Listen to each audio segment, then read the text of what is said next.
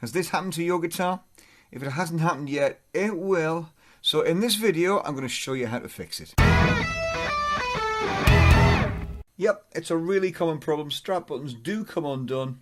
And whilst that might not be very damaging, if you drop the guitar, that can cause some hassle. It is quite a simple fix, but a friend of mine told me he didn't know how to do this, so I thought I'd share. You only need a few simple things. You're going to need either a barbecue skewer like that, a matchstick, or a small toothpick. You're going to need a screwdriver.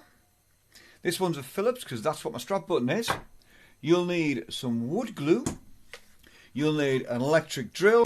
You'll need a bigger electric drill. And if you've got a big guitar, you might need one of these. Alright, I made some of that up.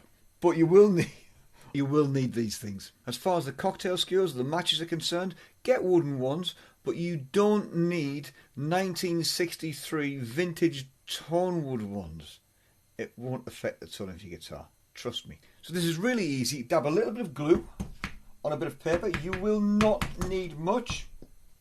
Get your guitar ready. Make sure there's nothing in the hole. Then just a little tiny bit of glue. That's all you need. Just wet it. Pop that in there. And then snap it off. You might get a few little raggy bits, but that's okay. If it's still wobbly, and that one is, then just do it again. See if you can get another piece in the same.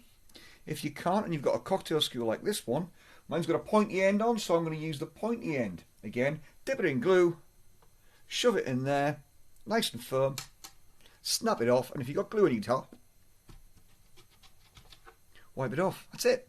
Okay, when you've got that ready, then you just take, if you want to and you're really pedantic, you can leave it to dry overnight, but you don't really need to. Just get that ready, pop your screw back in place and screw it in.